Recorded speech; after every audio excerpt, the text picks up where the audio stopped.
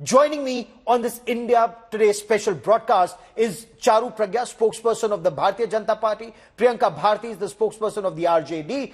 Vikram Biswas is the founder of Success Education Point. Dr. Harsh Mahajan is a very well-respected doctor and founder of Mahajan Imaging. And of course, India Today's Shreya Chatterjee, our ace reporter, exposing this mafia. And I want to begin by asking you, Shreya, this mafia very clearly does not appear to fear the law at all. They don't fear the state. They know where the loopholes are and they exploit it. Why don't they fear the state?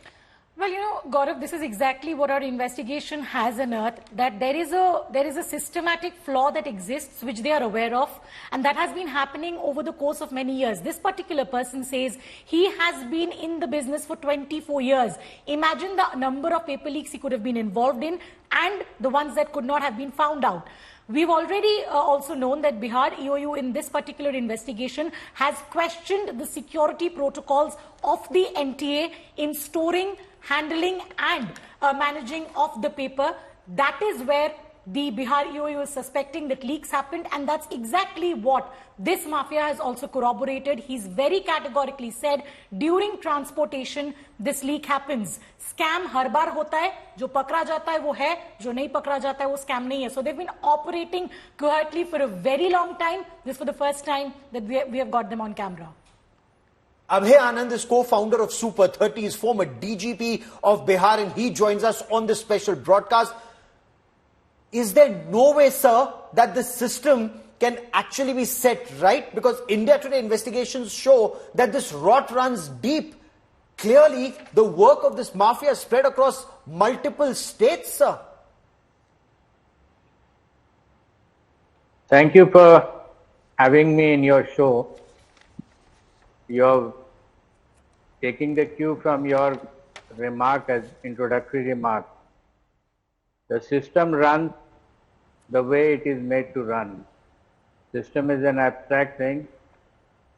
What happens is, as you've already discussed, there is a system in place which is basically a law. Now they have created a big, huge law.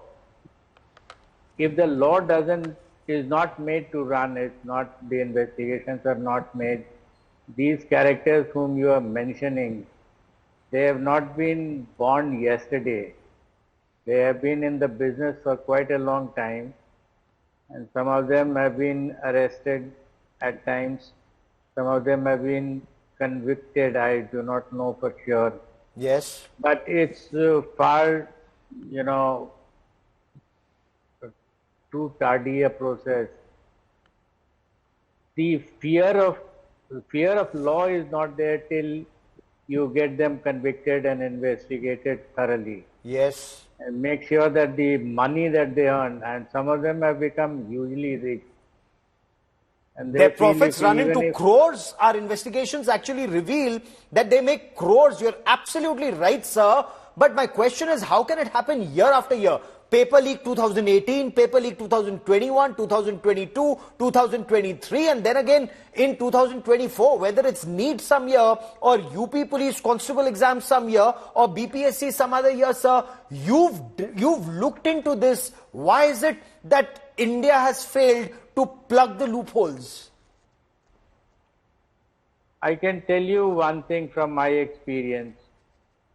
As a policeman, I have always held on to the view that crime is generated through black money, and black money in turn generates crime.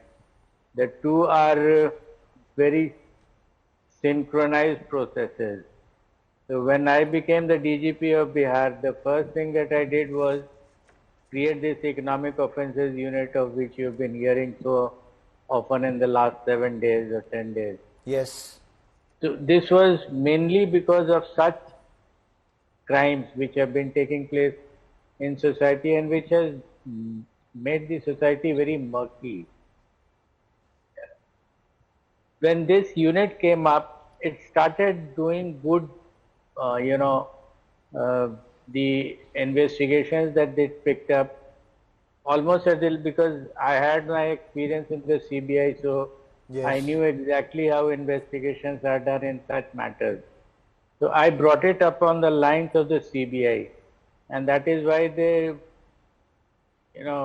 excelled in such issues, in such crimes. And on the 5th of May itself, they'd exposed this rot, saying that the paper that leaked was identical to the paper that had been presented. But sir, before I bring in our other guests and throw it wider open for discussion, in your appreciation, is a CBI investigation enough, or does this require a time-bound, court-monitored investigation to restore faith in India's examination systems? I worked in the CBI, but way back, 80s, as a superintendent of police. The problem with the CBI is they're professionally very good. The problem is they take a lot of time and they do a lot of retrospection and introspection of evidence at short notes and long notes. So it takes a huge bit of a time. The impact gets lost. What is your appreciation? Court-monitored investigation, Bihar EOU, or should there be a transparent investigation the way it's happening right now and ensure that the guilty are convicted in a time-bound manner? If it had been left to the EOU, they would have done it. Interesting, sir. Brevity is indeed your forte. Stay on with me, Mr. Anand. Let me throw it open now. Charu Pragya of the Bharatiya Janata Party joins me on the broadcast. Charu Pragya, look at the brazen manner in which Bijinder Gupta says, jail hai, lekin bail bhi hai aur khel bhi hai. This mafia continues to play with the future of India, Charu, and for decades, the Narendra Modi government clearly hasn't been able to arrest this rot in 10 years, ma'am. Gaurav, good evening. We have done a lot of work in the last 10 years, but we are the first ones to acknowledge that a lot more still needs to be done. And a step towards that was a passing of the bill, the Public Examinations Prevention of Unfair Means Bill, which was done in February this year, which has now been notified. So a Bijender Gupta can no longer speak like this, because for an organized nexus such as this, he could be jailed for up to 10 years, the fines could be to the tune of 1 crore, and the net is going to be stricter and swifter, I assure you of that. If there is some kind of an institutional failure, it is the government's responsibility to look at it, and that's exactly what our government is doing. Unlike other governments of the past, which have not taken responsibility, which don't even want to fix the problem. Here we have the education minister taking a press conference, politely answering all questions posed to him, taking responsibility and saying, we are going to fix this. The future let me get Priyanka Bharti to respond. Let me get Priyanka Bharti to respond, because Shreya Chatterjee disagrees with you, wants to comment on that. But since you've raised a political point, Priyanka Bharti, the BJP says they've acknowledged there's a problem and they're trying to find a solution. Past governments did not want to do that at all. This has been happening in Bihar for decades. The rot runs deep. Nobody wanted to check it. See, as this leak will get uncovered layer by layer, I believe there will be no party left in NDA alliance which is not involved into it. Let me give you a picture. The Sanjeev Mukhya, about which you mentioned earlier as well, his wife is a leader from JDU. She also contested in elections, Vidhan Sabha elections, on the tickets of LJP by Chirag Paswan.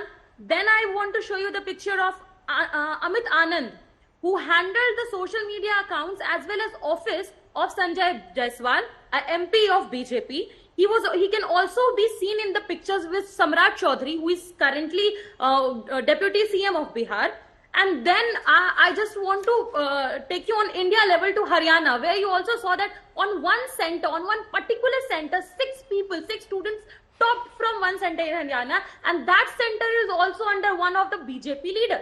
So all these points are connected, all these dots are connected, and people are trying to divert the attention from who is the real culprit. I just want to say, today we saw what happened in the parliament. Today हमने आज सड़क से लेकर संसद तक ये मुद्दा उठाया है, और जिन छात्रों के साथ ये गलत हो रहा है, उनके साथ हम ऐसा नहीं होने देंगे. And continuously we are demanding that a committee should be formed, which is under under the judiciary, so that it's very partial. That is It's what not Okay, balanced. fair enough. Charu Pragya wants to quickly respond before I bring in Shreya and Dr. Harsh Mahajan. Go on, Charu, respond please. Thank you, Gaurav. To update Priyanka, a high-powered committee under the judiciary has already been formed. Maybe she should read up on that. But I am glad you have an RJD spokesperson on this debate. I have a pointed question to ask. Those claiming to be holier than thou today, can they explain to me how Misa Bharti became not just a doctor, but a topper in gynecology? How did you manage that? Did you not lathi charge the Sipahi Bharti protestants who were on the streets in Bihar? Did you not do that? Time after time, has RGD not been hands and gloves with any kind of a nexus which exists? And most importantly, today in Deoghar, 6 accused have been arrested from the Congress office there. Why did the accused feel that the Congress headquarters would be a safe place for them to hide? Can anybody from the opposition explain these very pointed points and make sure we understand? Start with Misa Bharti. Fair enough. I'll get both of you to respond to this, but before I bring in Shreya and more on her investigation, Dr. Harsh Mahajan. Is involved this time.